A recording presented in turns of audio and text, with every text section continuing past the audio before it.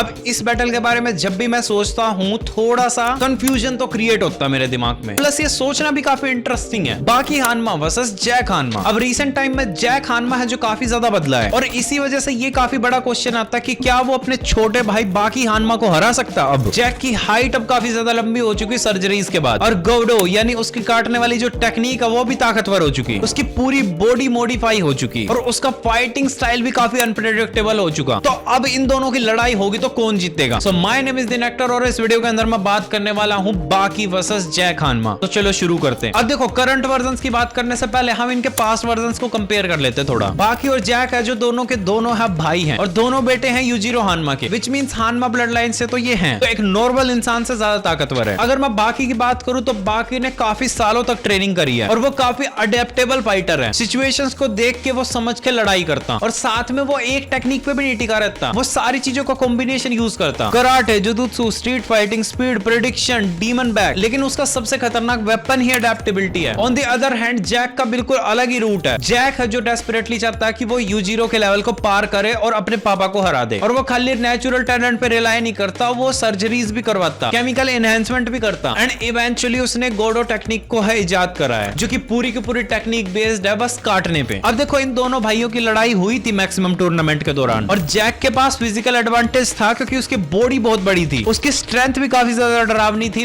लेकिन उसने एक गलती कर दी थी उस टाइम पे। और जैक की गलती ये थी कि वो पूरा का पूरा ताकत पे रिलाय करा और बाकी जैक की मूवमेंट समझ पा रहा था और जैक ने अपने बॉडी के साथ भी काफी ज्यादा छेड़छाड़ कर रखी थी जिसकी वजह से भी उसको प्रॉब्लम हुई और इन दी एंड वो हार ही गया था। और यही वो मौका आता जहां पे जैक की पूरी फिलोसफी बदल गई थी और यहीं से जैक ने अपनी गौडो टेक्निक यानी काटने वाली टेक्निक पे और ज्यादा फोकस करा और जैक ने फाइटर्स के ब्लड वेसल्स, उनके वीक पॉइंट्स और वाइटल एरियाज या फिर प्रेशर पॉइंट्स पे बाइट करना स्टार्ट कर दिया और उसे पता चल गया कहां पे क्या करना है। और जैक सबसे ज्यादा विकसित हुआ था जब उसने लड़ाई करी थी पिकल से। जब पिकल और जैक की लड़ाई होती है तो उस दौरान पिकल जैक का जबड़ा फाड़ देता और तब वो और ज्यादा डेंजरस हो जाता। लेकिन अगर मैं बाकी की बात करूं अभी तो बाकी की सबसे बड़ी एडवांटेज है जो अभी भी अडेप्टेबिलिटी ही है। बाकी है जो पूरी बाकी सीरीज में सबसे ज्यादा अनप्रेडिक्टेबल फाइटर्स में से एक है। वो टेक्निक्स को ऑब्जर्व करता है, बाकी ओपोनेंट्स को विजुअलाइज करके भी लड़ लेता और जैक से तो वो मल्टीपल टाइम्स अपनी इमेजिनेशन में लड़ चुका होगा और वो जानता है कि जैक का स्टाइल क्या है। लेकिन इतना ज्यादा निराश होने की जरूरत नहीं है क्योंकि जैक भी ताकतवर है, ऐसा नहीं है कि वो ताकतवर नहीं है। जैक काफी सारे बंदों को हरा सकता। प्लस अगर मैं एक हाइपोथेटिकल सिचुएशन और रख दूं तुम्हारे सामने कि इमेजिन दैट जैक के पास है डीमन बैक या फिर एंजल बैक आ जाए तो ये पूरी की पूरी जो हमारी बातचीत है, कन्वर्सेशन है, बिल्कुल अलग मोड पे चली जाएगी। बाकी पुराने जैक हानमा और बाकी हानमा की अगर मैं बात करूं तो इजीली उसमें बाकी हानमा जीत जाता और 9 महीने सुकने आर्क के दौरान जब जैक की लड़ाई होती है सुकने से तो जैक जीत जाता है वहां पे, वो भी अपनी गॉडो टेक्निक को यूज करके, जिसकी वजह से सुकने काफी ज्यादा डैमेज हो जाता, वो पूरा ब्लीड ही कर जाता। और बाकी की भी लड़ाई होती है सुकने से और बाकी उसको बस खाली 9 सेकंड में हरा देता। और सुकने के बारे में तुम्हें अगर नहीं पता तो वो नॉर्मल इंसान तो बिल्कुल नहीं है, वो एक प्रोफेशनल सूमो रेसलर है जो कि काफी ज्यादा पावरफुल है, साथ में उसके पास डायमंड ग्रिप है। लिटरली ये बिस्किट ओलिवा को हरा चुका सुकने और तब भी बाकी ने इसको खाली 9 सेकंड में हरा दिया था। और अगर मैं इस चीज की बात करने लग जाऊं कि करंट बाकी की लड़ाई होगी और जैक हानमा की होगी तो कौन जीतेगा, तो सिंपली यहाँ पे चांसेस काफी ज्यादा जीतने के बाकी हानमा के हैं। ये लगा लो 70-80% चांसेस बाकी हानमा के जीतने के है ही है। 20-30% को चमत्कार लगा के चलो कि जैक जीत जाएगा। बाकी के पास स्पीड है, स्ट्रेंथ है, अडेप्टेबिलिटी है, उसे ओपनिंग से एक्सप्लॉइट करना आता और हाई लेवल की उसकी फीट्स हैं। हाँ, जैक का जो गोडो टेक्निक है यानी काटने वाली टेक्निक का बहुत ज्यादा ताकतवर है, लेकिन बाकी भी कोई नॉर्मल इंसान नहीं है। लेकिन जब मैं इनकी फाइट के बारे में सोचता हूं तो एक ख्याल मेरे को बहुत ज्यादा आता कि बाय एनी चांस बाकी अगर फंस गया और हत्थे चढ़ गया जैक के, तो जैक है जो इतना जोर से काट सकता बाकी को कि जिससे वो एक बॉडी पार्ट ही खो दे अपना। ये मैं जरूर सोचता हूं। बाकी चलो इस वीडियो को इतना ही रखता हूं। अगर जो तुम्हें ये वीडियो पसंद आई तो लाइक शेयर सब्सक्राइब कर देना और ज्वाइन करने के बारे में जरूर सोचना चैनल। अगर तुम्हें वीडियोस पसंद आती तो चैनल ज्वाइन जरूर करना। और अगर तुम्हें अभी कोई वीडियो देखने का मन है दोबारा तो ये वीडियो जाके तुम देख सकते हैं जिसके अंदर मैंने बात कर रखी है 7 एनीमे के अंदर दिखाई गई ऐसी खतरनाक पावर्स, एबिलिटीज जो शायद एग्जिस्ट ही नहीं करनी चाहिए। यानी रियलिटी में अगर ये एबिलिटीज आ गई तो बहुत ऐसी तैसी कर दे इंसान की। Thank you for watching this video, दिनेक्टर this side and I am signing of.